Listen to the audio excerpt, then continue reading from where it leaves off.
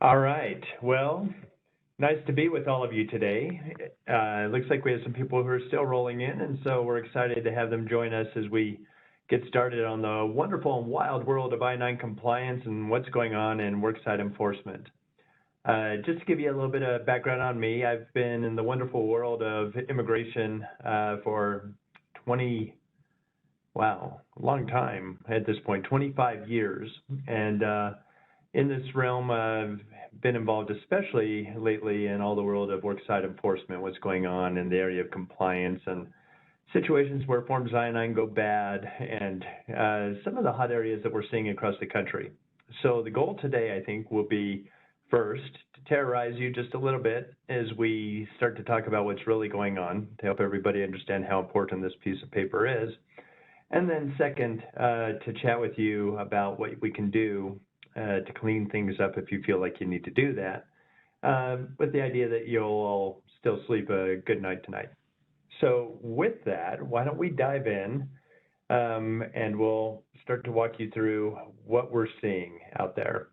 First, the dreaded housekeeping. As you know, we lawyers, we have to do these disclaimers. So the whole idea, of course, is that this presentation is designed to present general information on pertinent legal topics. Should not be viewed as legal advice, what we're giving you today, but obviously we're going to cover the hot legal issues of the day in this area. And so with that, I thought I would start with just telling you about the enforcement trends. You know, it's back in 2001 when Homeland Security decided they were going to create a plan that was going to cover 2021 through 2025.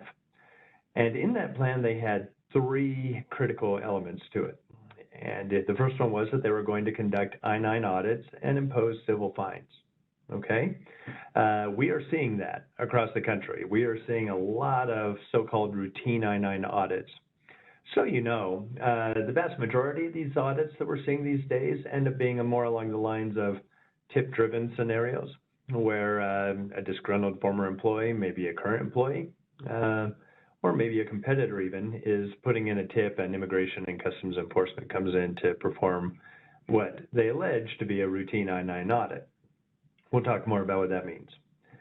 The second element of their plan is to arrest and prosecute employers who engage in knowing employment of unauthorized workers. Obviously, that's an area of concern, and we'll talk about that. How not to go to prison these days. Obviously, nobody wants to go there. Here, the cable packages are better these days, but not good enough for any of us to want to go there. And they are encouraging employers to join their image program. And you may not have heard of this image program. It's something that Immigration and Customs Enforcement has been pushing lately. The interesting part about the image program is that it allows you to establish a partnership with immigration. You're able to call them, work together. You feel like you're on the same page. But the whole thing starts with you subjecting yourselves to an I-9 audit. And that audit does not clearly offer immunity to you. And so, as you might imagine, there haven't been a lot of takers because nobody wants to go through an I-9 audit only to find out that they were not fully in compliance. Something that we're also seeing is that Homeland Security has established this task force approach to enforcement. And so usually it's the Department of Homeland Security that oversees investigations, but often they're lurking in the background.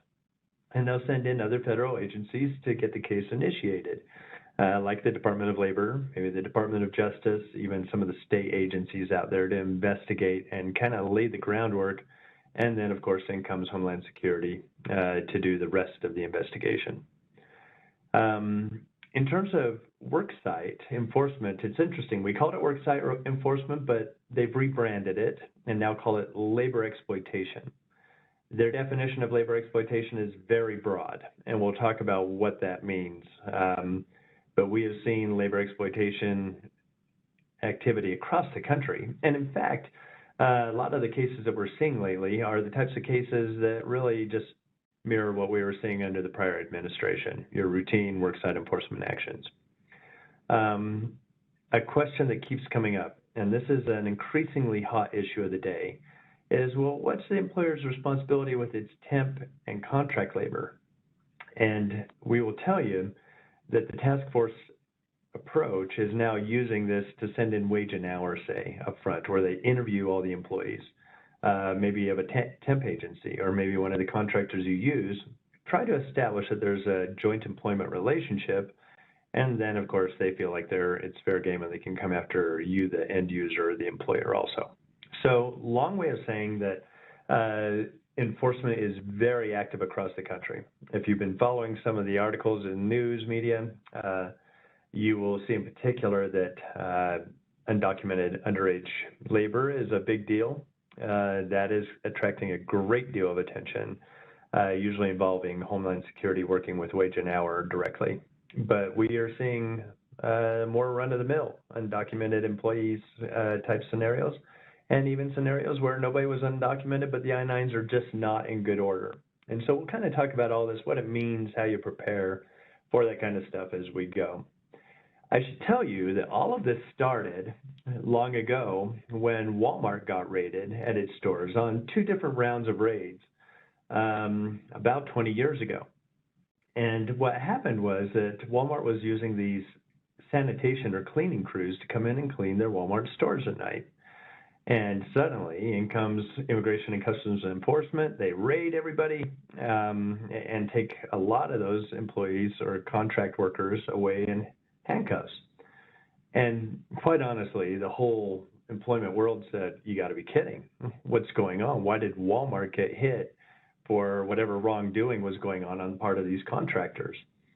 And the allegation, all said and done, that case settled for $11 million. But all said and done, the allegation ended up being that a joint employment relationship had been established. And so, again, we're going to talk about that, how to avoid joint employment, all of that stuff while we go today. And so, as we keep going here, let's just talk about some of the things we're seeing. When it comes to the Form I-9, it seems so basic, doesn't it? And everybody says, well, our I-9s are perfect, until we all start to take a closer look, or immigration does. And so let's just go through with the very basic stuff first, and then talk about where things can go from there. But number one, we need a properly and timely completed Form I-9. Okay, I think we get that. Everybody understands, hopefully, that Section 1 of the I-9 needs to be completed no later than the first day of paid employment, and that Section 2 must be completed no later than 3 days following the first day of employment. So if you hire somebody on Monday, then by the end of business on Thursday, Section 2 should be completed. End of business on Monday, Section 1 should have been completed. Number 2, we need to have a good faith belief at the time we're hiring somebody that that person is who that person claims to be and is eligible to work legally in the United States. Number 3, we need a continuing good faith belief that our employees are eligible to work. We'll talk a little bit more about that. And then number 4, if you are enrolled in E-Verify, you need to be using it correctly. And there's a whole lot of liability associated with that element too. So we'll cover all 4 of these points in much more detail as we dive into this. But the whole idea, as you hear me today, and you start maybe to panic and think, okay, we've got some cleaning up to do, we need to fix things. The whole idea is to demonstrate good faith. I'm thinking of a company that we represented a few years back out of Southern California who called one day and they just said, Chris, we've got problems. We have not got I-9s for half of our employees, and the other half are in terrible shape. What do we do? And so we worked through it, and we cleaned things up the very best we could. And all said and done, believe it or not, after about 6 months of going through this extensive cleanup, about a month later, Immigration and Customs Enforcement showed up with their subpoenas saying, we're here to see your I-9s. And I remember calling the agent shortly after our client had been served and said, look, you're going to find a lot of skeletons in our closet, but we've been doing a great deal to clean things up. And this is what we've done, and kind of walked the agent through it. All said and done, because the company had cleaned things up before ICE had shown up on the scene, the client ended up walking away with no fines being imposed. And they got a warning notice and walked away scot-free. So that's the idea. Demonstrate good faith. How do you do that? Well, number one, you try to salvage the prior forms I-9 whenever you can. We'll talk about when you can and when you can't. And then complete new forms I-9 if the originals are missing. And then remember that we have a different agency involved, the Department of Justice, Immigrant and Employee Rights. And they're very interested in national origin discrimination and other things, but in particular, they're interested in what are called unfair documentary practices. And so when you're verifying people, when you're cleaning up I-9s, or when you're processing new I-9s, make sure that you're always using the list of acceptable documents. Let the employee choose what document that person is going to produce. And second, treat them all equally, regardless of status or national origin. The companies, for example, they fall into the trap and say, hey, you look Hispanic, give us your green card. That's clearly a violation of the unfair documentary practices procedures. And so we want to make sure that you're aware that it's a very fine line. On the one hand, if you fall short, you've got Homeland Security coming after you. And on the other hand, if you go too far, you've got our friends at Immigrant and Employee Rights at the Department of Justice coming after you. So we want to make sure that you understand the dangers associated with the two interested federal agencies. Now, in the world of I-9 compliance, there are really just two types of errors. There are substantive errors and there are technical errors. A substantive error is a finable offense. And so if you have a substantive error on a Form I-9 and it hasn't been cleaned up, then what that means is that you could be subject to fines up to $2,700 for that defective I-9. If the employee turns out to be here unlawfully, then you may have what they call a constructive notice, and it could go up to $5,400. Now, when you're talking about one employee, you're thinking, well, that's not that much money. When you start getting into the hundreds or even thousands of defective I-9s, it can become pretty expensive stuff. And then technical errors are not finable up front. Normally what happens is that as you go through an I-9 audit, if you do have technical errors, then it's the kind of situation where Immigration and Customs Enforcement will give you 10 days to clean those up at some point with a notice of technical and procedural errors or deficiencies, and you get 10 days to clean it up. And then at the end of that 10-day period, if you did it right, you're not subject to fines. But that's a lot of stress, as you can imagine, in the course of an I-9 audit with federal regulators. And so the idea is to fix both the technical and the substantive errors before federal regulators show up on the scene. Now, we've got this quote. This comes directly from the Director of Immigration and Customs Enforcement a few years back, but they still had the same theory and policy. And that is that they say, we view the good faith of an employer differently when corrections are made post-notice of inspection. ICE is tougher on those issues. In other words, once immigration shows up on the scene and serves you with a subpoena or warrants or whatever they're serving you with, it's kind of too late to find religion. It's too late to say, okay, we'll clean up our I-9s right now. Too late. And in fact, some agents even get really feisty if you try to make corrections once you have been served. So the whole idea is to get this stuff cleaned up before the federal regulators show up on the scene. And so here's the new version of the Form I-9. I know it's kind of hard to see there.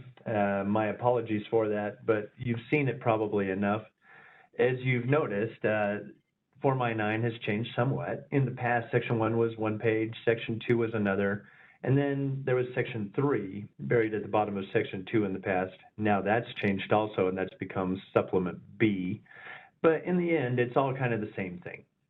So let's start with how you clean a Form I-9 up. But even before we do that, let's talk about how you complete it. So suppose that you have wildly poor judgment, and you decide that you're going to hire me. And you say, Chris, you're hired. And I say, wonderful, I accept. Okay, now that I've accepted this offer of employment, you can say, wonderful, here's your Form I-9. And I can go ahead and complete the I-9. I can complete Section 1 of the I-9 anytime from the date on which I accept your offer of employment all the way through the end of my first day of paid employment. So you could say you're hired and start today, and I just do Section 1 right now.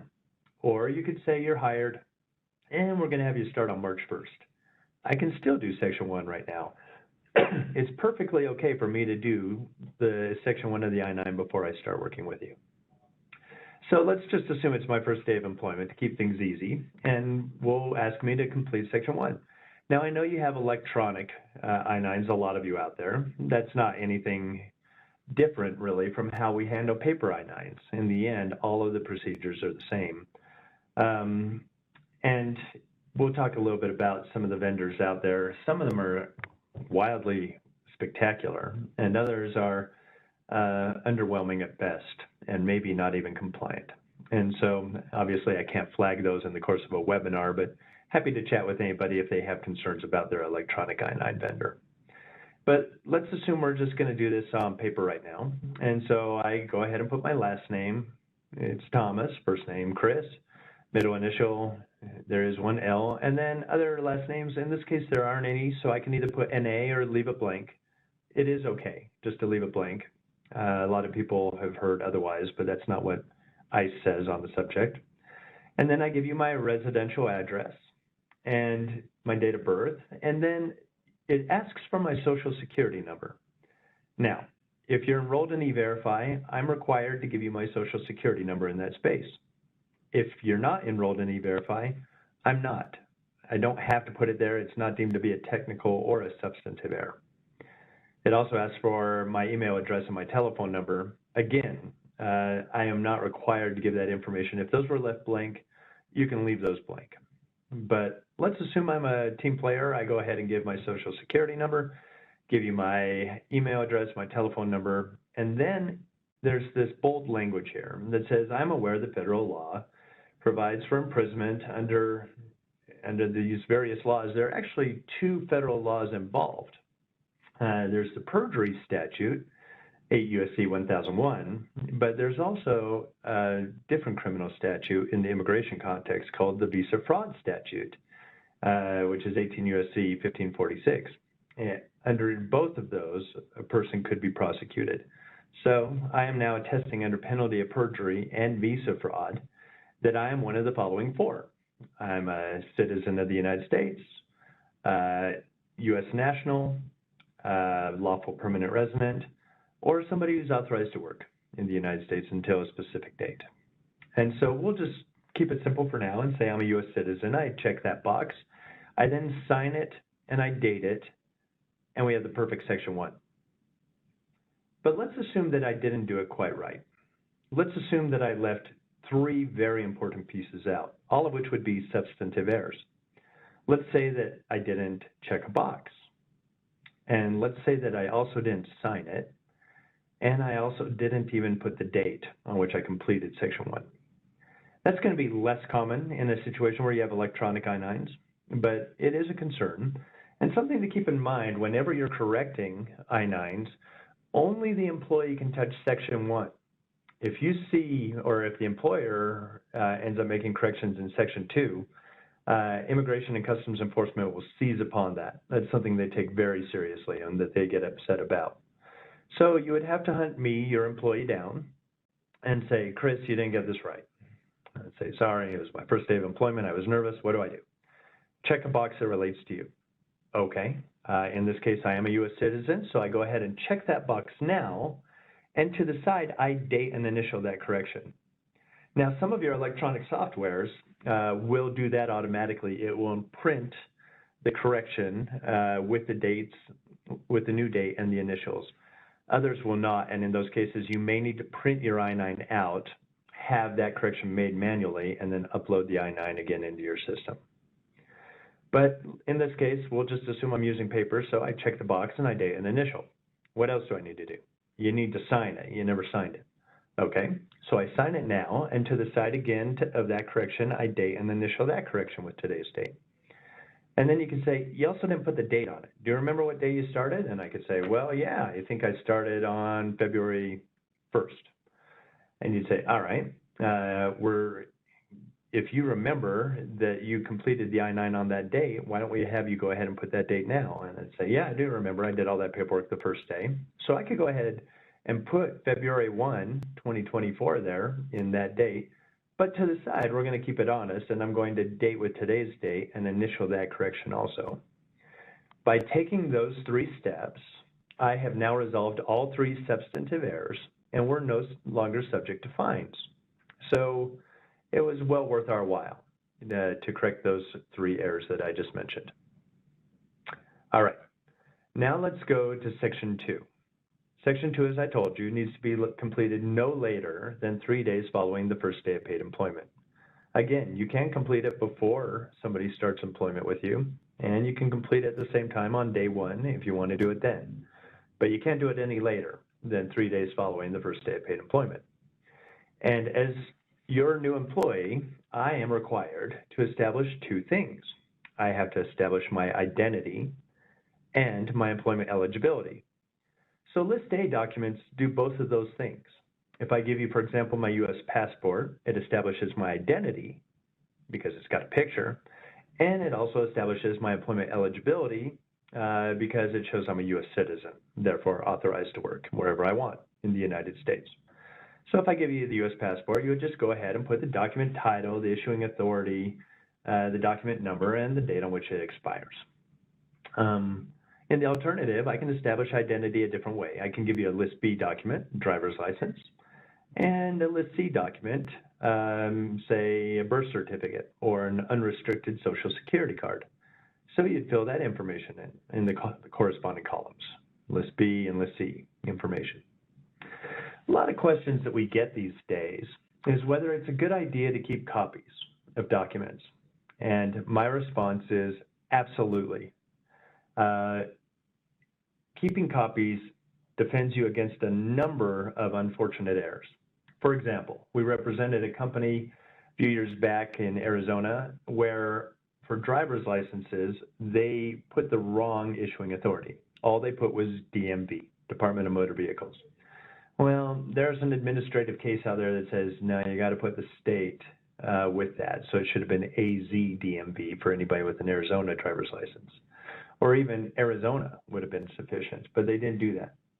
In addition, they didn't keep copies of the documents, and so that was viewed as a substantive error.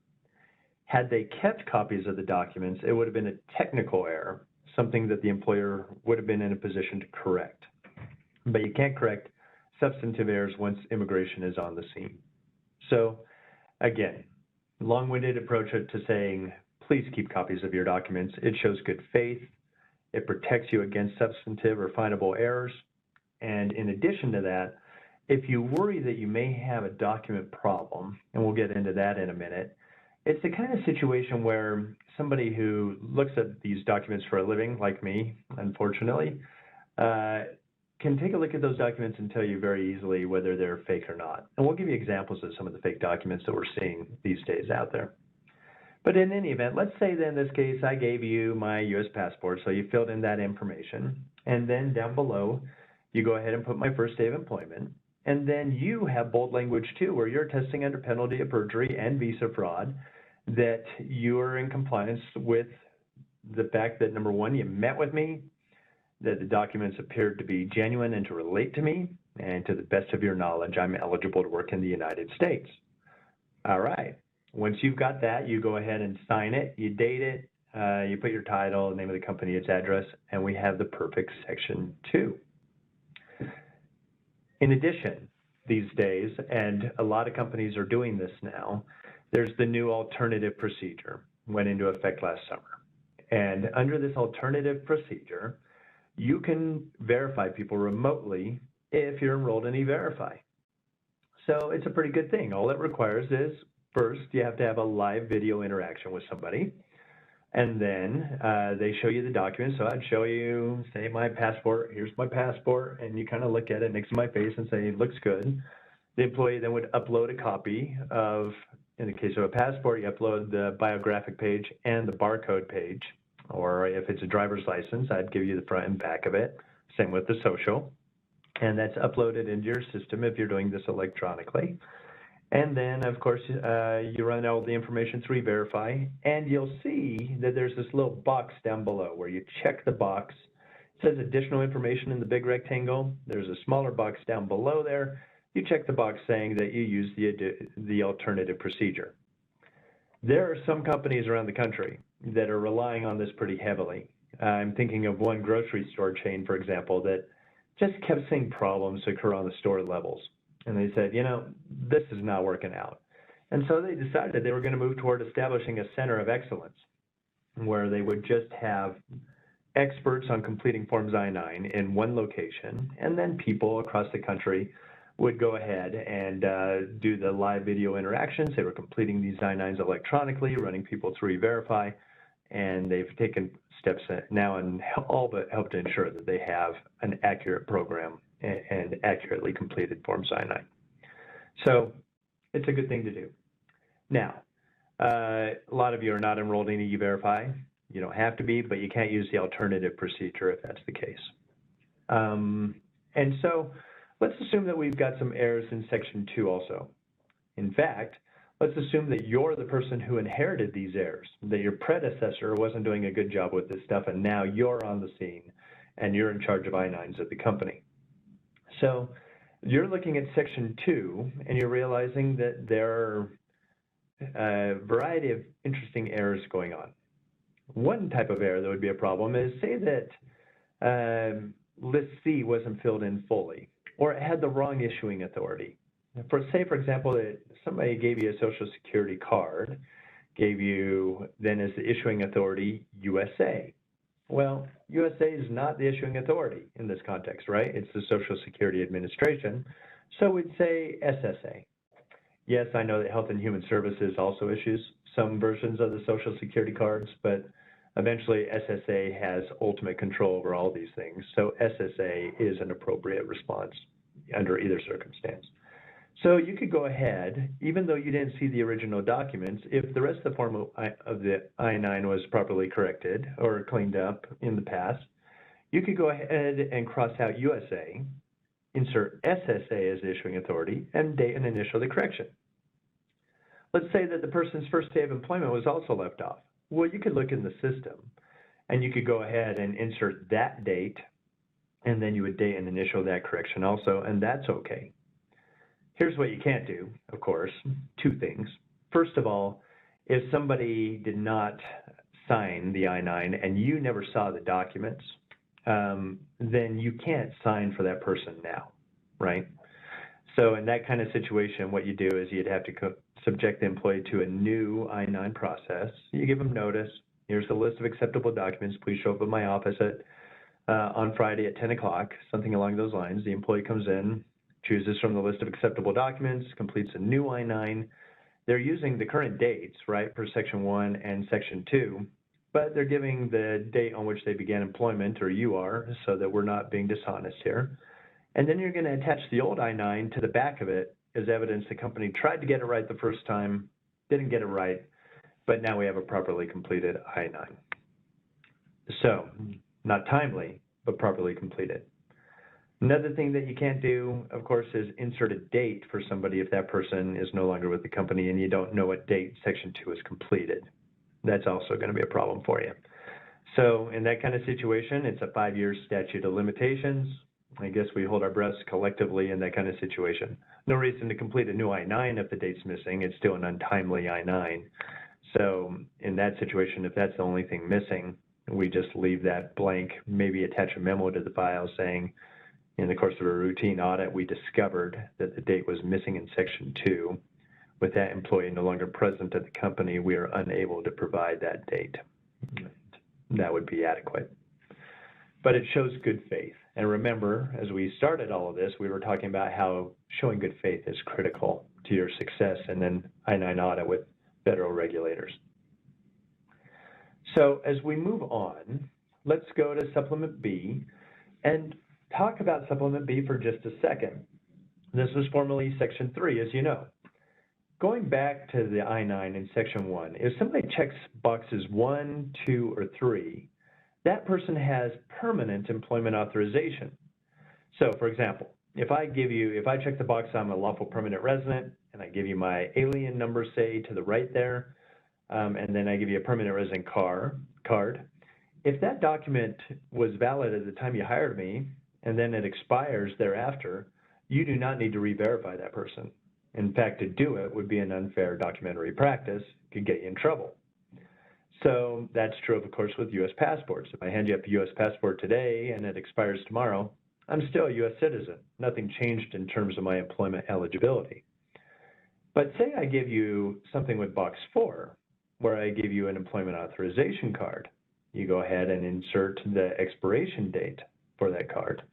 And then, of course, remember you got to insert the USCIS number or the admission number there if it's a 994 situation, or my foreign passport number.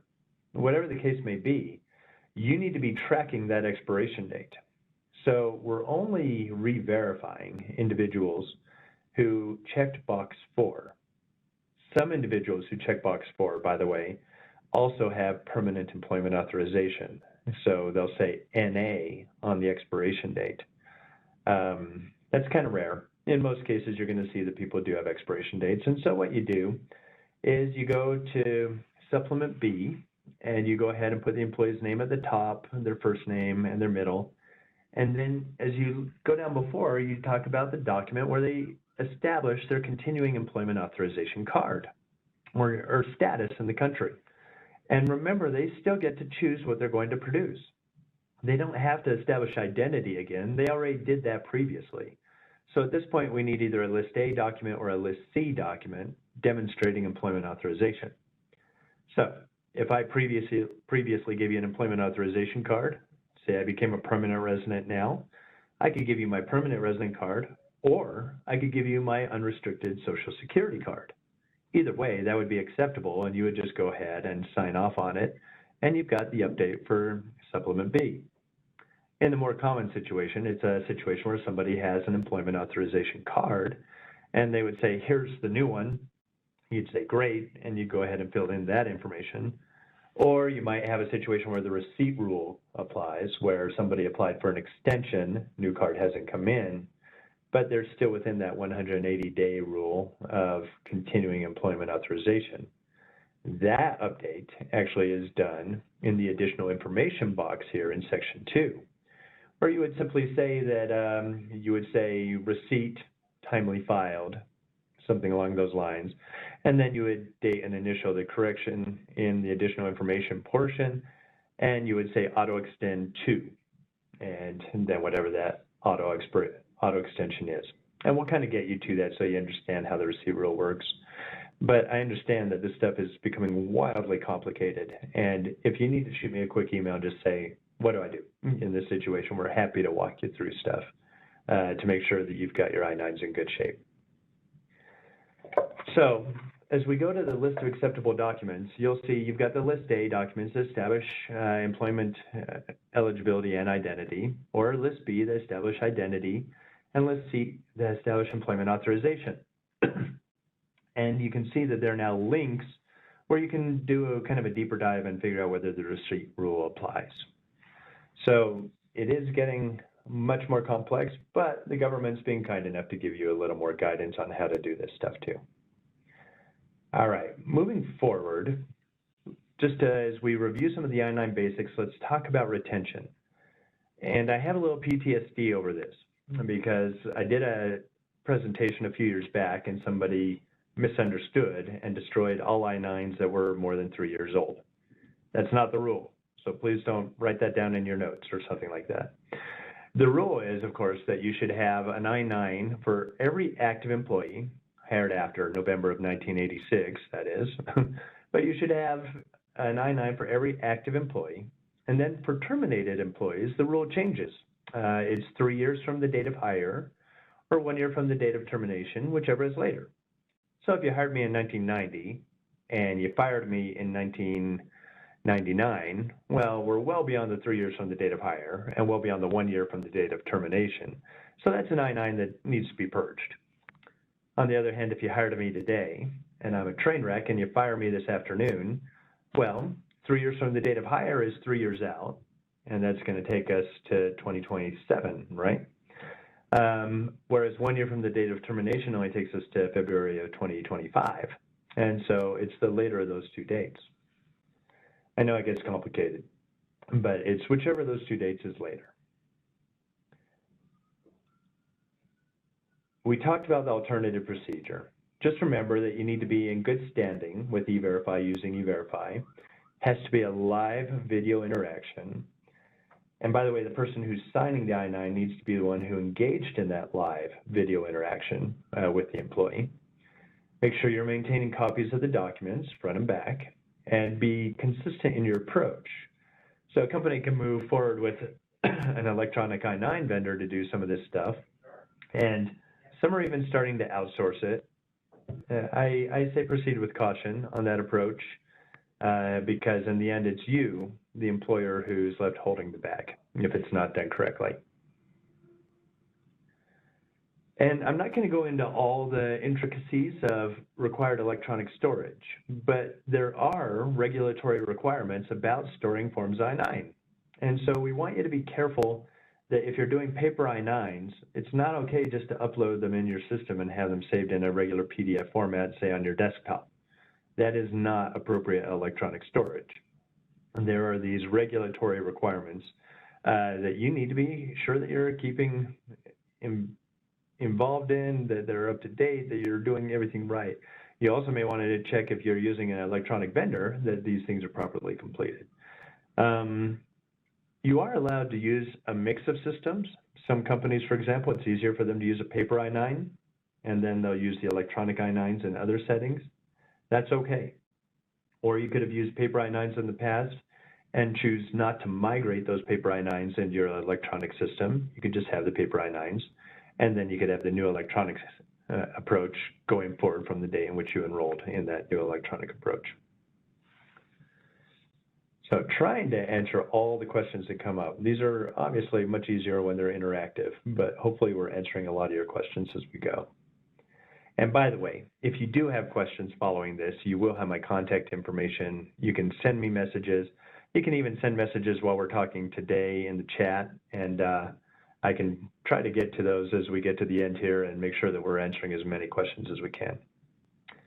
Now let's talk about good faith at hiring. Remember I told you that we need to complete the I-9 properly within the timely period. Number two, we need good faith at the time we're hiring somebody. So here's the good news. You're not required to be a document expert. You must accept documents that reasonably appear to be genuine and to relate to the person presenting them. What's reasonable? Well, I'll tell you what's not reasonable. A company that we represented in Nashville a few years back where employees who were maybe 21 were showing documents to complete Section 2, and these people who were maybe in their low 20s were giving documents that reflected people who were in their 70s. It was just obvious it was not a match, and the employer was accepting them. That case went criminal. So those are the kinds of cases that we don't want. So make sure that reasonably it does appear to be genuine and that it reasonably relates to the person. You're not required to be a document expert in the I-9 context, but there is a context where you may be required to be a document expert, unfortunately. We are seeing a wave of underage child or underage labor across the country. It's especially common in manufacturing. Maybe even more common in food manufacturing, but really all forms of manufacturing, where children are starting to cross the borders. Sometimes they're being placed with the coyote who brought them in the country in the first place and now says, you owe me $15,000 for smuggling you into the United States. Here's your fake document. It says you're 25. Go work at X company on the night shift. And so these children are working on site. That becomes a strict liability standard. So reasonableness is lost at that point. If you have a concern about something like that, we should probably go into detail and talk about it, because this is something that's sweeping the country. There was just another article today in the New York Times about a number of companies who were listed who are getting swept into this mess of unknowingly employing underage workers on their work sites, or at least that's the allegation in the New York Times. We know from some of those cases that's actually not quite accurate information. So I thought I'd give you some samples of the most recent permanent resident cards. The one on the left here is the most recent version. The one in the middle, the one to the right of that, which is a little up, is the version that preceded it, and the one below is an older version of the permanent resident card. And you can see a couple features here that I just want you to keep in mind. Again, you're not required to be a document expert, but we do expect some degree of reasonableness. So does Homeland Security, certainly Department of Labor if there's a child issue on site. So Let's just take a look at it. First, you'll look at the name above the person's picture on the front. See how there's a clean wave there, how it kind of goes from larger letters to smaller? That carries over into the prior versions too. There's that wave that's in place. Very hard to fake that. And so the fake documents will have a much more jagged looking scenario there. On the back side, there's a test that they call Charlie 194. This is something that Homeland Security invented and they use. So remember, this is for these newer documents. This is only back side, not the front side. But on the back side, you see the C is smaller than the numerical 1 there, and then the USA. So the letters are smaller than the digits. Number 2, the 1 is got the little knob on the top and then it goes straight down. There's no horizontal line at the bottom of the 1. The 9 is got kind of a straight line going down at an angle as you look at that 9. And the 4 is open. So Charlie 194. So examples of scenarios where this didn't play out very well on some fakes here. Well, first of all, we look at this document that Christina gave us, and you don't have the right wave on top. Can you see that?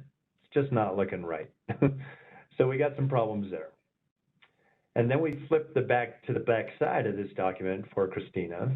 And as we look at it, we can see Charlie, well, the C is the same height as the 1. The 1, all right, it looks okay. The 9, nope, it's a little more curved. See how the 9 kind of curves back up as opposed to being the line going down at an angle? And the 4 is closed. So going back to where we were, very different. Charlie 194, you can see that we got a problem with Christina's document on the back side. This is an older version still of the green card. This poor guy, he got it wrong across the board, but it shows the failure of the Charlie 194 again. The C is the same height as the 1. In this case, the 1 has a line, horizontal line underneath it. 9 is curved, so it's not a right 9, and the 4 is closed. So fails the Charlie 194 test. And of course, you don't want typos. So when they spell identification wrong, we got a problem there. Or, oh no, it's person in this case, the peron, P-E-R-O-N. That's problematic, obviously. Identified as opposed to identified. Again, this stuff's done on templates. There aren't going to be typos in government templates. We're seeing a real rush to state IDs lately. The reason for that is that companies enrolled in E-Verify don't get the photo match on state IDs. Photo match on E-Verify only catches passport card, permanent resident card, and employment authorization card photos. Which makes it really easy for an employer to match it up and say, okay, that's the same photo that I'm seeing on the document. But that there is no photo matching tool on state identification documents. So for example, Delaware, we've seen a lot out of Delaware lately. And you see the one that we've got from our Clint sample here. This is straight from the state of Delaware's government website. And we see his document as kind of the standard. Well, to the right of that, we've got this document that isn't in color, unfortunately, but as we look at it, we think, all right, we're seeing some problems here already, right? It looks like we've got slightly different fonts going. That's fair. And as we look at it, we also kind of start to see that maybe things don't perfectly align in some of those items in the date of birth and so on. It's even more clear, actually, in the case for Francisco Lopez here. And that is, take a look at, for example, I's. You got the E, but the B is a little bit down below for Brown, is a little bit off to the right. And so if you look at Clint samples, the E and the B, they're perfectly aligned. So those are the kinds of errors that we're starting to see on these documents. And of course, as you look at these documents, these two people look really young, right? You know, you're looking at Francisco and you're thinking 12 at best. And so again, if you're worried about underage issues, we really do need to talk because this is becoming an extreme enforcement scenario for companies across the country. All right. Now, I told you you need, number one, a timely and properly completed I-9. Number two, you need to have good faith at the time you're hiring. But number three, you need continuing good faith. And so remember that you have an ongoing responsibility to monitor your workforce, of course. And there are scenarios where you can have either actual or constructive knowledge, where you're put on notice that maybe somebody is not authorized to be working. So one example is that you have an improperly or entirely missing Form I-9. If that person is in the country unlawfully, you're deemed to know it by operation of law. Say that somebody gave you an employment authorization card, but it expired 2 years ago and you've done nothing to do an update in Section 3 on the former I-9 or Supplement B on the new Form I-9. You're deemed to be on notice. That person is now here unlawfully if that person did fall out of status. What about the confession? Well, that was part of what happened in that Walmart raid I told you about. ICE had literally infiltrated the workforce, and they were saying things like, you know, so glad you guys are so laid back with us. It's another wonderful day to be in the country unlawfully.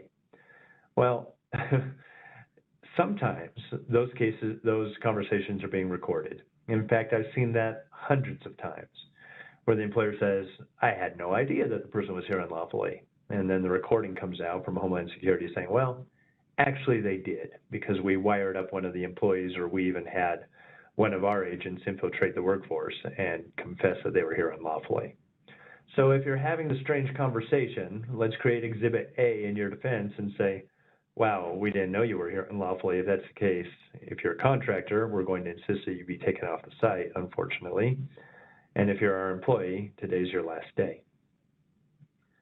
How about Homeland Security coming by and saying, hey, we're looking for this individual, and by the way, he's given you bad documents. Well, you sure as heck better take action in that case, right? Mismatched letters from Social Security. Just got this call yesterday, and it continues to happen where people get notified by Social Security that the following numbers do not properly relate to the individual or individuals on this list. In that kind of situation, that doesn't require that you terminate somebody immediately, but it does require that you follow up with the employee and say, hey, we got this notification. We need you to take appropriate remedial action unless you're telling me that that your social's fake. If they say the social's fake, then you say, well, do you have anything from the list of acceptable documents that you could give me so that we could complete a new I-9? If the answer is yes, then the current guidance, believe it or not, is that you complete a new I-9 for that person based on the new documentation that that person can produce, if it appears to be authentic. On the other hand, if the person says, no, I don't have anything, I'm not here lawfully, which is very common for people to confess such things, then we need to terminate that employment also. Normally on a Social Security mismatch, you can give up to 90 days for somebody to resolve the issue as long as they haven't confessed to you. If they confess, at that point you're on notice and you have to terminate. But if they say, okay, well, I'll look into it, let me go to the local Social Security office, see what I can get worked out and come back to you. And then at the end of 90 days, you do need to follow up with that individual. In fact, if you don't, Immigration and Customs Enforcement can say, well, then you're kind of on notice. They say it's more the employee's inaction to resolve the issue that puts you on notice. And then I talked to you about contractors. Be wary of your contractors. Make sure that you have robust contracts with temp agencies and with your sanitation contractors or contractors, whoever they may be, to ensure that they have very compliant programs, preferably that they're enrolled in E-Verify, that they do periodic internal audits. You may even demand periodic audits to ensure that they're doing things properly. Why does this all matter? Well, it's expensive civilly. As I told you, it can be up to $5,400 per employee if the I-9 was not done properly and the employee is here unlawfully. Even if it's paperwork violations, meaning that people are here lawfully, but the I-9 wasn't properly completed, it's up to $2,700 per individual. If you're in federal contracts, you can be suspended for up to a year, sometimes longer, in a situation where you're found to have knowingly employed somebody who's here unlawfully. So again, stuff to keep in mind. That obviously, that's kind of the end of the world if you're a federal contractor. There are criminal concerns, though, that you need to keep in mind. For example, if you are found to have engaged in a pattern or practice of hiring undocumented workers, then that could lead to criminal exposure. It's a misdemeanor, punishable only by 6 months in jail. So believe it or not, Homeland Security hardly ever starts with that one when they're going criminal. They want to start with the felonies. Maybe that's a plea bargaining chip, depending on what the facts are of the story. But if you're found to have knowingly hired 10 unauthorized workers or more in a 12-month period, well, that's a felony, punishable by up to 5 years in prison. And the government favorite is the encouraging or inducing. Say that you know somebody's here unlawfully, but you encourage that person to remain in the country in violation of law, knowing full well that person's here unlawfully. Now you're getting into the felony realm where it's punishable by up to 10 years in prison. And of course, that can be both personal exposure when you're involved in it, or it can lead to company exposure where corporate entities, if it goes high enough up the food chain in the company, where the entity itself can be subject to major fines and even forfeitures of assets. We'll talk about one example in just a minute on that. And by the way, this statute, encouraging or inducing people to remain in the country in violation of law, was just upheld by the U.S. Supreme Court last term. So in U.S. versus Hansen, they said, yep, that is not overbroad. They did narrow it a little, saying you got to have the intent to persuade somebody to stay here unlawfully. But obviously, if you know somebody's here unlawfully and you're continuing to employ them, you're now following right within the crosshairs of what this statute was designed for. And of course, I told you earlier that every signature on an I-9 is signed under penalty of perjury and visa fraud. So be aware of that too. All right, so Asplin Tree experts, they're the national champs so far, getting hit with a $95 million fine. $15 million of that fine were administrative in nature. The other $80 million were because of the alleged criminal conduct. And so they settled that to avoid the forfeiture of the company, essentially, and paid the $95 million fine. 3 individuals were charged with criminal violations, and it kind of went on with the allegation that senior management decentralized hiring, turning a blind eye while lower-level supervisors hired undocumented workers. Now, the facts in this case were pretty extreme. And if you were to read it, you'd say, well, we would never do such a thing. But there's a tendency in these press releases as they come out to make people who really weren't trying to do things terribly look really horrible. And so we just kind of throw that out. Today's judgment sends a strong, clear message to employers who scheme to hire and retain a workforce of illegal immigrants. We will find you and hold you accountable, is what I said at the time of that settlement. All right. I've told you about the 2 interested agencies, Immigration and Customs Enforcement and Immigrant and Employee Rights. Obviously, HSI, which, by the way, is part of Immigration and Customs Enforcement, so when you hear me say ICE, HSI, Homeland Security, we're really all talking about the same bunch. If somebody confesses they're here unlawfully, if you get a report that there's a false ID or somebody stole an identity, if you're ignoring Social Security mismatch letters, you're now getting into the danger zone with Homeland Security.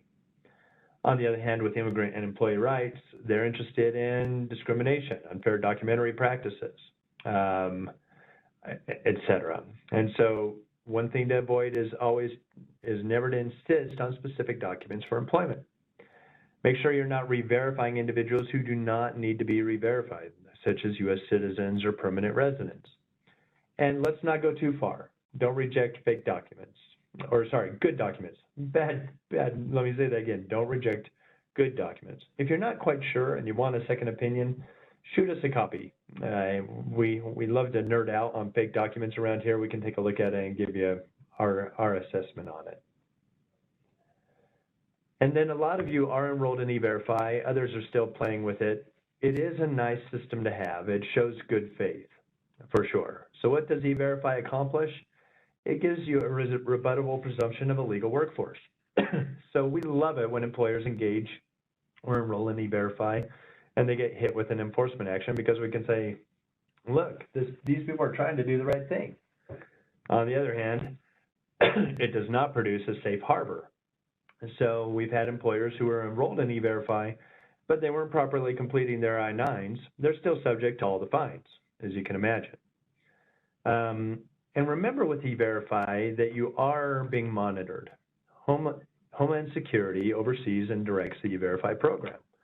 If they find that you're involved in irregularities, say that you're running people late consistently through E-Verify, or that you're skipping a lot of employees, or anything along those lines, we should be talking about something like that because that leads to enforcement actions with more frequency than you can imagine. And then some of the best practices, just to keep in mind, this is coming directly from Immigration and Customs Enforcement. Use E-Verify for all new hires. That's what they're pushing, and we, I think, are finally on board that it's the best way to protect yourselves. Establish a written I-9 compliance policy. Establish compliance and training programs. Allow only trained personnel to complete I-9s. Don't just hand it to any old person to have those completed. Perform annual internal I-9 audits and have protocols for responding to government agency inquiries. For example, if Homeland Security investigation shows up, what's your protocol? Who do they meet with? If Social Security is sending mismatch letters, what's happening to those mismatch letters? Make sure that you've got the procedures in place to take care of this stuff.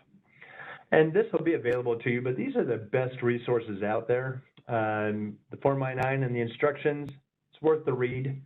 M274 Handbook for Employers, it's available online. It gives you nearly everything you could ever want in the world of I-9 compliance.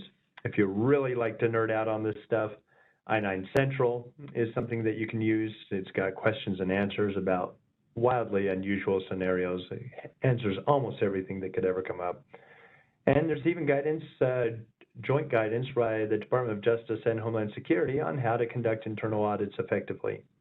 It's kind of a long, complicated memo, but it does kind of guide you through it if you're interested in doing an internal audit.